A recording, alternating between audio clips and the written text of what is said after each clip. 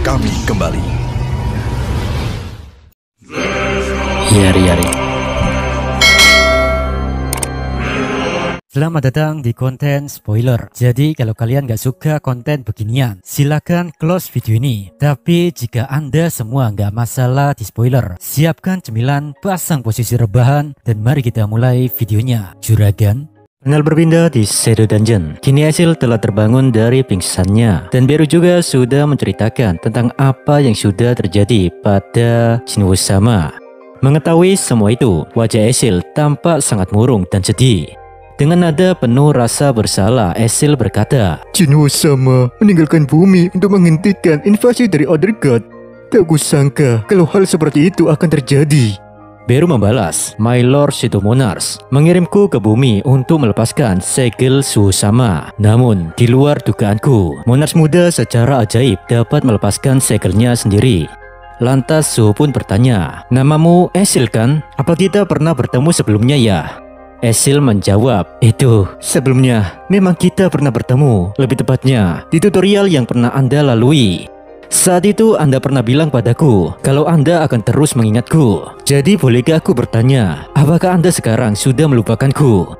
Sejenak Suho bergumam, Anda kenapa ingatanku tentang hari itu sangat kabur? Siapa ya demon wanita ini? Setelah beberapa menit mencoba mengingat momen itu, akhirnya Suho ingat kembali. Dengan nada bahagia, Suho berkata, sekarang aku mengingatnya. Tidak salah lagi, kau adalah orang yang menyerah saat aku hampir menyerangmu kan? Mengetahui hal itu, Beru langsung memarahi Asil. Beru berkata, dasar demon tak berguna, kau melakukan kerja setengah-setengah. Padahal kau itu orang yang dipercayai sang Monarchs untuk menguji kemampuan Suho sama. Tapi, mengesampingkan tentang itu, pertanyaanku adalah, kenapa kau menjadi sangat lemah sekarang? Apakah telah terjadi sesuatu di alam para demon? Sembari tertunduk lesu, Asil menjawab, kurasa aku harus menjelaskan pada Monarchs muda juga. Suho sama, Anda pasti sudah mendengar dari Beru bahwa Shadow Monarchs telah memusnahkan para Demon King dan bangsawan iblis lainnya. Oleh karena itu, keluargaku yaitu klan Radir menjadi iblis bangsawan nomor 1 di dunia iblis. Sejak saat itu kami pun dapat hidup damai. Namun entah mengapa, sejak beberapa dekade yang lalu, beliau sang Monarchs tak kunjung memanggil atau memerintahkan kami. Dan 6 bulan belakangan ini, kedamaian di dunia iblis sirna. Stimulan penguat kekuatan sihir yang dikenal dengan nama Stardust mulai didistribusikan di antara para demon. Meskipun Stardust tidak terlalu berefek pada demon high rank, tapi saat demon low rank menggunakannya, maka kekuatan sihir mereka bisa meningkat sangat pesat. Dengan tidak adanya sang Shadow Monarchs ditambah munculnya Stardust, para demon mulai bersatu untuk melakukan pemberontakan pada kami, yaitu klan Radir. Api pemberontakan semakin membesar dan menjadi sebuah perang. Sedangkan kami klan Radir berusaha melawan mereka untuk melindungi kastil iblis yang Shadow Monarchs percayakan pada kami. Sayangnya, kami terlalu lemah untuk melawan para demon yang memberontak dan kami berakhir kalah setelah 6 bulan berperang. Tidak berhenti sampai di situ saja, mereka para demon jahanam mengambil darah para tawanan dari klan kami. Lalu, darah kami yang merupakan darah murni dari keluarga bangsawan, mereka tenggak, mereka minum untuk meningkatkan kekuatannya. Ayahku dan semua keluarga kami tewas dengan cara seperti itu. Bahkan aku juga kehilangan sebagian besar kekuatan karena darahku banyak yang telah diambil. Semua orang telah tewas dan hanya menyisakan diriku. Ya, aku sangat menyedihkan. Dunia iblis telah direbut dan aku tidak tahu lagi apa yang bisa kujelaskan jika bertemu Jinwoo sama nanti.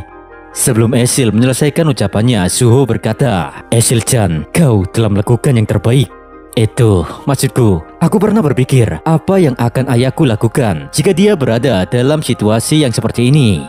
Walaupun ayahku tidak ada di sini, aku yakin beliau pasti akan mengatakan hal itu kepadamu dan juga kepada keluargamu yang telah berjuang hingga titik darah penghabisan. Sejujurnya, aku sangat berterima kasih padamu karena kau telah bertarung sekuat tenaga demi ayahku. Tak banyak yang bisa kujanjikan, tapi yang pasti, aku akan membantumu. Asil-chan, ayo kita bangkitkan kembali nama keluarga Radir bersama. Sontak saat mendengar ucapan pemuda di hadapannya, Esil terdiam terpukau. Bahkan tanpa dia sadari, secara perlahan air matanya mengalir begitu deras membasahi pipinya. Ucapan Suho barusan telah mengingatkan Esil pada sosok sang monars, di mana saat itu Hunter SJW berkata padanya untuk membantu klan serta keluarga Radir menjadi nomor 1 di dunia iblis. Dengan tersenyum penuh haru, Esil berkata, Arigato, monars muda. Aku Esil dari klan Radir, sangat berterima kasih. Setelah Esil mengatakan itu, muncul notif dari sistem yang bertuliskan, apakah Anda ingin merekrut keturunan dari Monarchs of White Flame Baran sebagai rekan satu tim Anda? Di sisi yang lain, sontak ucapan Esil barusan membuat Suho terkejut. Dia tak menyangka Esil adalah keturunan dari salah satu Monarchs, yaitu King Demon Baran. Dengan menunjukkan sedikit senyumannya, Suho menerima penawaran dari sistem untuk menerima Esil menjadi sekutunya. Lalu notif dari sistem muncul kembali yang bertuliskan bahwa Suho mendapatkan skill Bone Demon Blast. Di saat yang sama juga Esil sangat terkejut. Nani? Kenapa tiba-tiba aku memiliki status window? Melihat reaksi Esil, Suho berkata, sebelumnya aku tidak tahu ini karena Gray tidak bisa berbicara padaku. Tapi sepertinya mereka yang telah menjadi rekanku dalam ikatan quest system, maka mereka dapat melihat status window juga. Beru pun bertanya, Monars muda, apakah demon wanita tak berguna ini merupakan salah satu keturunan Monars? Suho menjawab, ya, kau benar Beru. Esil kini telah menjadi rekan timku sebagai keturunan Demon King White Flame Baran. Mendengar ucapan Suho itu, Esil sama sekali tak menduga kalau dirinya merupakan keturunan terakhir dari Demon Lord Baran. Lalu kemudian Suho mengajak Esil menuju sebuah bangunan. Suho lantas berkata, Esil, apa kau siap? Ayo kita coba bone skill baru ini. Esil menjawab, ya, Monars muda, mari kita lakukan. Bone skill Demon Blast pun diaktifkan. Seketika juga wujud Esil sejenak berubah menyerupai Demon King Baran. Beliau mengumpulkan kekuatan besarnya di kedua tangannya, dan kekuatan itu Esil alirkan menuju salah satu bokem Suho, sehingga kepalan tangan Suho tercipta petir berwarna hitam dengan dihiasi warna merah. Namun setelah melakukan itu, Esil langsung tersungkur di tanah dan kembali ke wujud aslinya. Dengan lirih, Esil berkata, maafkan aku Monars muda, hanya itu saja yang bisa kulakukan karena semua energiku telah habis. Suho menjawab, tak perlu merasa bersalah Esil, kau sudah melakukan yang terbaik. Jadi untuk sementara waktu, beristirahatlah dulu. Dalam diamnya, Suho bergumam, aku tak menyangka satu skill saja memakan semua mana sihir Esil. Aku jadi penasaran seberapa kuat skill ini. Terbaring tak berdaya, Esil terus memperhatikan Suho sama. Dia bergumam, tak kusangka aku dapat berguna untuk Monars muda. Ini pertama kalinya ada skill di mana aku bisa mengirimkan kekuatanku. Ya, aku yakin skill itu akan menciptakan serangan yang sangat kuat. Jebrak. Suho mulai mencoba kekuatan barunya itu dan hasilnya cuma gini doang bre. Yang dimana tembok tersebut cuma retak doang. Tentunya saat melihat hal ini, Suho dan Beru langsung terdiam kecewa. Beru berkata, mengecewakan, ini sih nggak ada bedanya memukul tanpa kekuatan tambahan. Suho membalas, sepertinya skill ini berbeda dengan bone skill bersama Gray. Di sisi yang lain, Gray mengejek Esil dengan menjulurkan lidahnya, seolah-olah dia mengatakan kalau dirinya lebih baik daripada Esil dalam hal bone skill. Sementara Esil sendiri juga kecewa berat bre. Ya gimana, semua energi dan mana sihir yang dia transfer ke Monars muda tak memberikan kerusakan apapun.